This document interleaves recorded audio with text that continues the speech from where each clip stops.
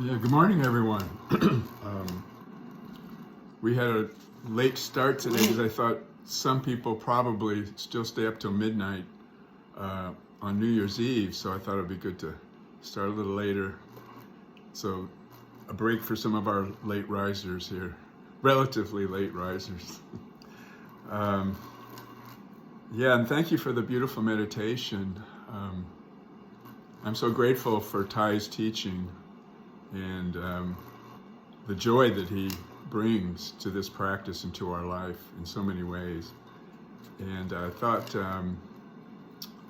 I would read some teachings that have meant a lot to me and have brought joy to my life and kind of encouraged me when I face my resistance to our life force or our Buddha nature, our essential being. So the one I found that I've always liked, where he teaches there are two kinds of truth, conventional truth and absolute truth, but they are not opposites. They are part of a continuum. There is a classic Buddhist gatha that goes like so. All formations are impermanent. They are subject to birth and death. But remove the notions of birth and death, and this silence is called great joy.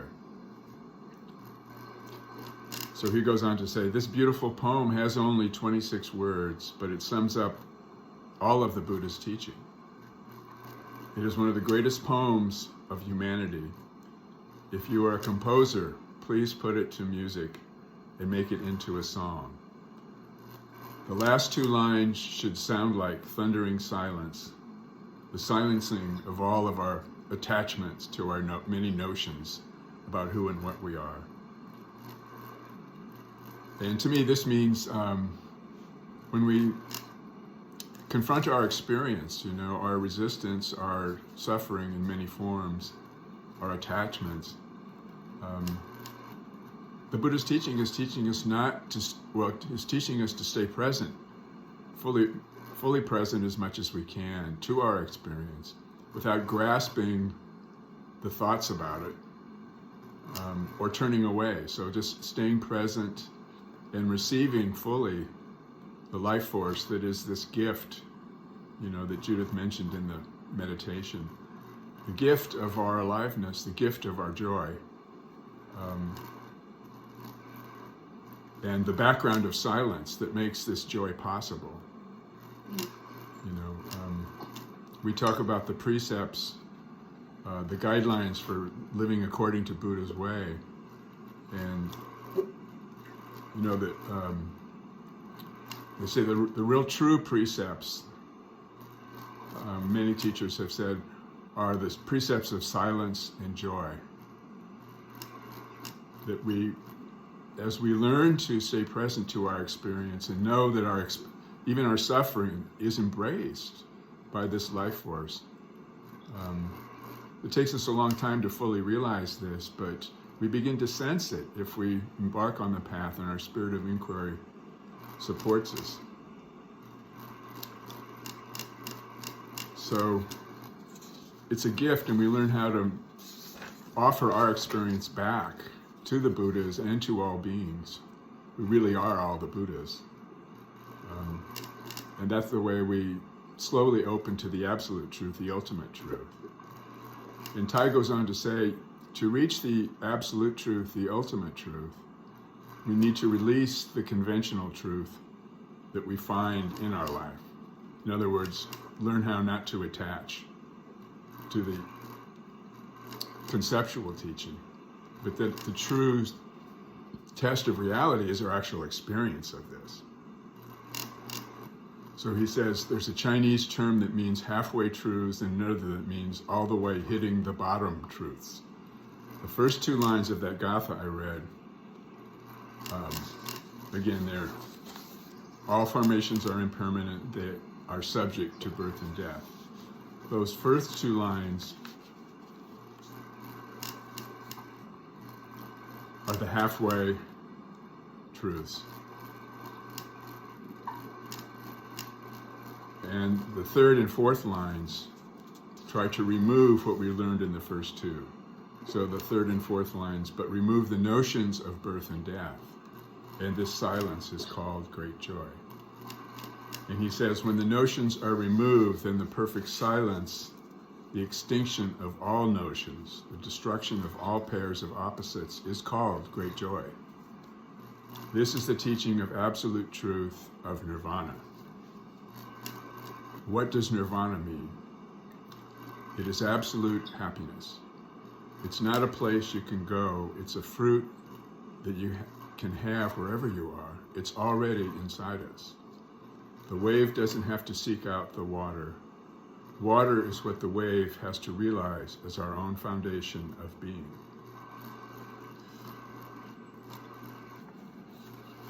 And he goes on to say, that when we breathe in and out and walk in the spirit of I have arrived, I am home, in the here, in the now, then you will notice that you're becoming more stable and more free immediately.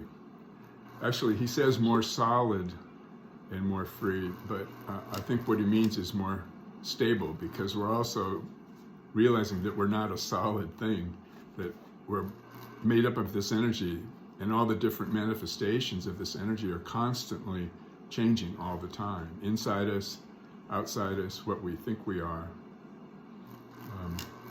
That's the truth of impermanence. But when we establish ourselves in the acceptance of the present moment, in the acceptance of this never-changing impermanence, this is our true home, our true address. Nothing can push you to run anymore or make you so afraid. You are free from worrying about the past. You are not stuck thinking about what has not happened or what might happen or what we can't control. You are free from guilt concerning the past and free from your worries about the future. So I am solid, I am stable, I am free. This is what you feel, what you become when you arrive in the here and the now. You're not just telling yourself this. You will see it, you will feel it. And when you do, you will be at peace. You will experience nirvana, or the kingdom of God, or whatever you may like to call it. Even if you are not caught by a lot of worries, if you are not stable and free, how can you be happy? To cultivate stability and freedom in the present moment is the greatest gift we can give ourselves. So slowly we realize that we already have everything we need to be happy right here and now in the present moment.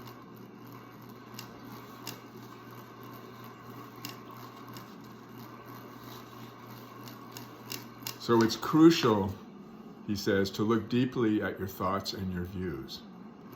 What are we holding on to? Whether we're an artist, a business person, a parent, or a teacher, you have your views about how to live your life, how to help other people, how to make your country prosperous, and so on. When you're attached to these views, to the idea of right and wrong, then you may get caught. When your thinking is caught in these views, then you create misunderstanding, anger, and violence.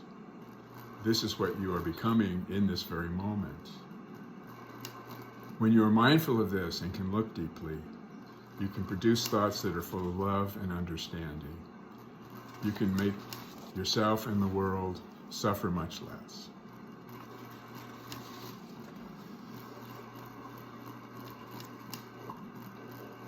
Another saying that I always remember, because a friend of mine has it in his bathroom when I go visit them and stay, is breathing in, I know that I'm alive. Breathing out, I smile to my aliveness. Breathing in, I know that I exist only in the here and now, which can never be removed from me. And breathing out, I know this is a wonderful moment. So he's teaching us, to look deeply at the source of our aliveness. and how the root of our desires and fears become more and more transparent and are melting away as we keep paying attention to the source, to just our presence here and now. Not I am this or I am that, but just that we are, and we're free of all these notions. So if we learn to act, live our life as if we're free of these notions, we slowly begin to realize that we are. Our essential being is free of all these notions, and our very substance is the substance of the joy that can't be removed from us. So Joko Becca, well-known Zen master, had a little saying I like. She said, joy is what's happening minus our opinion of it. So if we stay with what's happening and don't attach to our opinions, don't turn away, but treat them, and take care of them with kindness and generosity and patience, slowly we realize that there is an absorbing of our suffering. And as we contemplate impermanence, we see everything just kind of flashing by. Experiences become transparent, just like the cloud kind of dissolves in the sky. The sky background of our awareness is our essential being. And so our experience becomes transparent, whether negative or positive, becomes more transparent to the sky. And then we notice that our essential being is absorbing, just like the sky absorbs the cloud. Our essential being absorbs and embraces our suffering as well as our joy. So it's like the transparency is the absorbing of all our experience. And experience begins to shine with the light of our essential being rather than veiling our essential being. So if we look deeply into the depths of the here and now, Ty once explained that we begin to have the vision that the rose and the garbage shine with the same light. So there was a poem, I think I'll close with a poem that I found that he wrote. It's called Our True Heritage. The cosmos is filled with precious gems. I want to offer a handful of them to you this morning. Each moment you are alive is a gem, shining through and containing earth and sky, water and clouds. You only need to breathe lightly for the miracles to be displayed. Suddenly you hear the birds singing, the pines chanting, you see the flowers blooming, the blue sky, the white clouds, the smile and the marvelous look of your beloved. You, the richest person on earth, who have been going around begging for a living, stop being the destitute child. Come back and claim your true heritage. We should enjoy our happiness and offer it to everyone. Let go of the river of suffering and embrace life fully in your arms.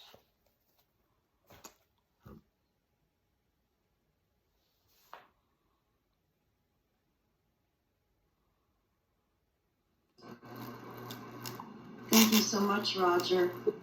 I'm sorry to say that I missed almost all of it because did anyone else have that problem? Oh, really? So I don't. I'm not muted. It's because you and I live so far out of everything, that okay. Our connections just aren't as good. Yeah, although my internet connection is pretty strong. I'm not sure. It's not usually that way, so I don't know what exactly happened. Maybe my voice felt like I was speaking fairly loudly, but. Well, I'm sure the words that I got were very clear. Yeah. It's that it was garbled. Okay. And so I couldn't. If you have that written down, I would love it if you would send it to me. Okay. Yeah, I can try and do that. Yeah. Thank you. Yeah. So Let's hear from our Happy New Year celebrants. Is this Georgina? And Well, yeah, I had the same thing happen with the sound. Then except now, like towards the end, for some reason it cleared up. I'm not sure what it was that happened. That it just, and you know, I could hear very clearly, but it was like towards the end only. I wonder if it has to do with the fact that we are muted, and there, you know, when I could hear you clearly, Judy, but yeah, I had that problem with Roger for some reason, and except towards the end, anyway. I get the I find that if I stay muted, I just found this out at the end of the Dharma talk. If I stay muted, I can hear him better. So, that have something to do with yeah. So thank you so much for the beautiful meditation, and it was really really soothing and insightful. Just a reminder of how we need to be in touch with ourselves and our sort of our hearts to be able to meet the world in the right space and in the moment. Otherwise, our minds sort of take over and we get into problems. And also, you know, we're not able to be really present with people and all that, and pleasant and so forth. Yeah. Anyway, it's been an interesting beginning of a new year. I ended up sitting last night with Upaya, but I didn't realize that they were starting at 10 their time, but it was 12 my time, Eastern time. So I thought, well, I'll go ahead and, you know, I hesitated to do it because I was going to end at 2 o'clock, you know. And then I did it, and I thought I hate to miss it. And about 1:30, I just couldn't stay awake anymore. And I just went, and it was all pretty much in the dark, you know, and I noticed that I wasn't being, you know, there was nothing for my, I didn't see a face in the screen. So anyway, so I thought, well, I think I'm going to just go lay down and, you know, and wait until John Halifax was going to give a talk at the end. So I went and lay down at about, I think it was like 1:30, and then I heard John Halifax, and then I went and listened, and it was I was glad that I stuck with it, but it was a very powerful kind of a powerful program, really was. Anyway, but so it's kind of a nice way to start a new year with that and you and all of you. So thank you so much. I appreciate it. I'm grateful. Yeah, thank you, Georgina. Oh, she said it's nice to hear fireworks instead of bombs. You know, just thinking of the Ukraine situation. She talked a little bit. It's so true. Thank you. Yeah, can you hear me now? Is Yes, I can hear. Now. Yes. it could have been, what about right, I'm just wondering, because sometimes I hear a lot of static with Judith, so I'm wondering if Judith is unmuted when I'm talking. Were you unmuted while I was giving my talk, Judith? Yes, she was. Oh, Yeah. that might have been the problem. I'm not sure, but maybe we could experiment with that next time. It might be easier to hear me. I don't know how that all works, but Now Anyway. it's clear. Now you sound, at least from my end. yeah, that could be part of the problem. But But Judy's muted now, so maybe you're right. Maybe it is related to them. yeah, although it doesn't seem to always be that way. You know. Anyway, so maybe we should try that next time I talk, when I'm giving an extended talk or something. Yeah, maybe that would be better. But yeah, thank you for sharing, Georgina. And yeah, I'd like to go to her Jones next year, maybe, if they do it. That would be, maybe if they record it or something. I don't know if we could stay up till 2. I don't think that would work. You know, I watched the podcast, listened to the Ah. podcasts of the Aya. So Yeah. you can get pretty much all of their services that way, Okay. and all of their Dharma talks. Yeah. Mhm. Someone else? Adrian? Oh, if you wouldn't mind, Roger, would you send me a copy of what you're going to send to Judy so I could hear what we didn't hear? Yeah, I it's thought it was it's kind of a only- hodgepodge of different sayings of his, but I can get it together. Yeah. Okay, It's thank in you. No, I thought it was only me that couldn't hear you because I thought someone would complain and say, "Wait, Roger, we can't hear you." But no one did. But we were all in the same situation. I thought it was just me. Yeah. The same here. Yeah.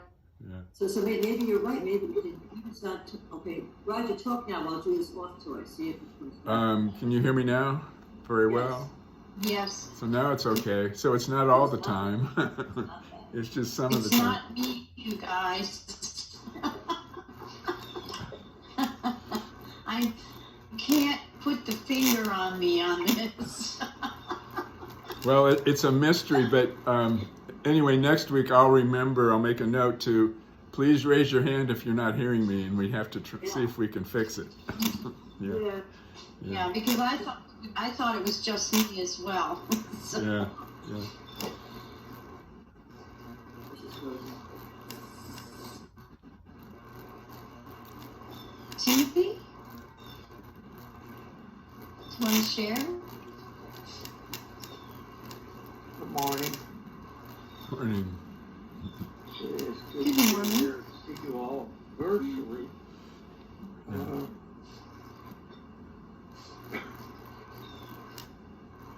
I guess the deep rest in the beginning,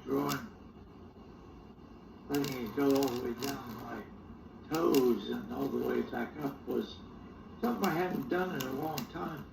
It was really good awakening.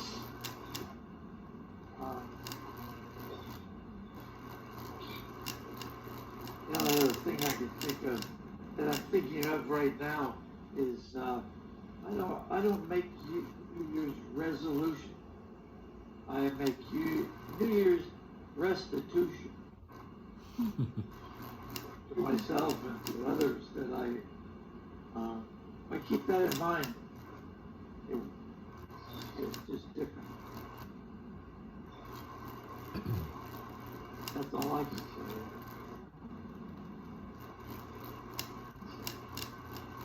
Yeah. Well, restitutions are a form of resolutions too, so. Mm-hmm. Yeah.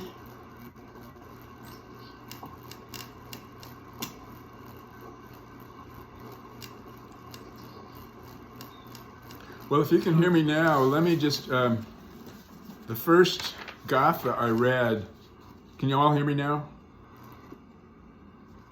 Okay? Yes. You may have not heard this. So the Gatha that he read at the very beginning was, all formations are impermanent. They are subject to birth and death. but remove the notions of birth and death, and this silence is called great joy. So there's a lot we could say about that. But I went on to talk about how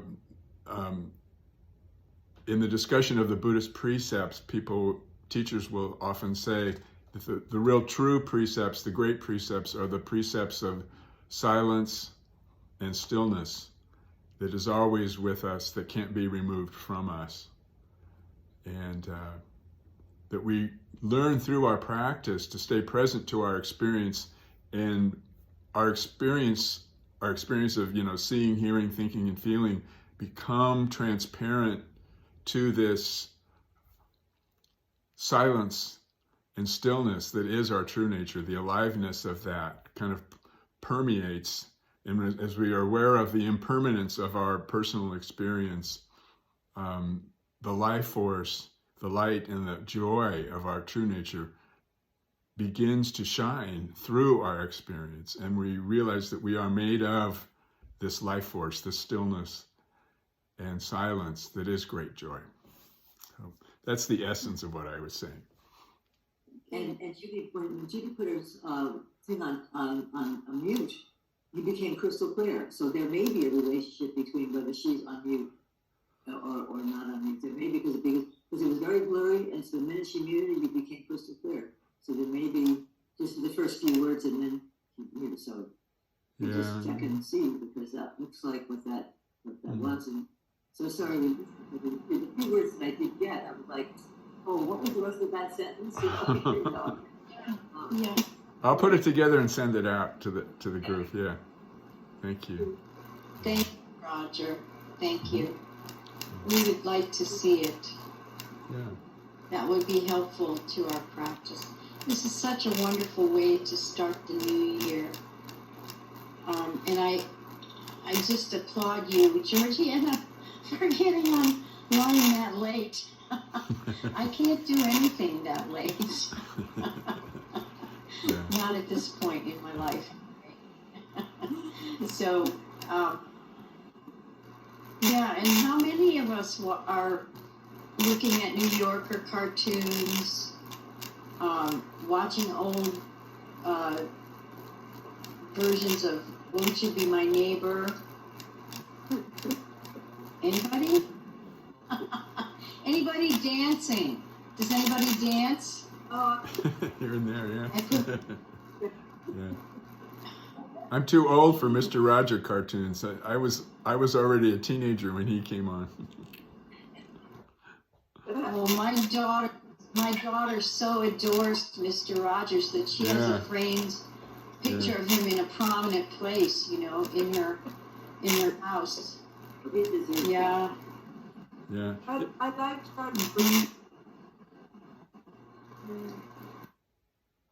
Sometimes Saturday Night Live too, but they get a little wild. Yeah.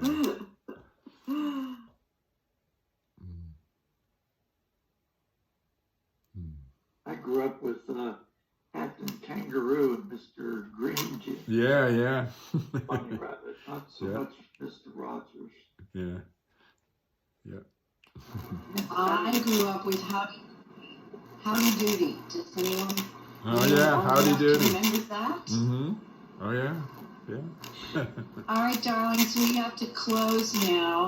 Unfortunately, we're going to get this IT business worked out one way or another. We'll keep working on it. I wish you a happy Now Year.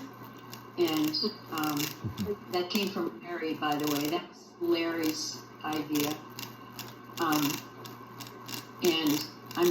I'm going to go ahead and close now, if that's all right with you. Did anyone want to say anything more?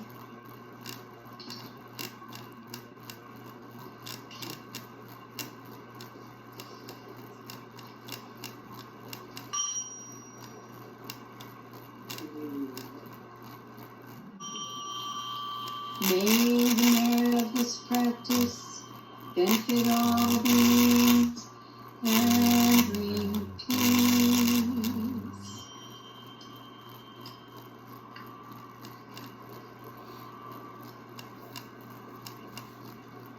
bowing.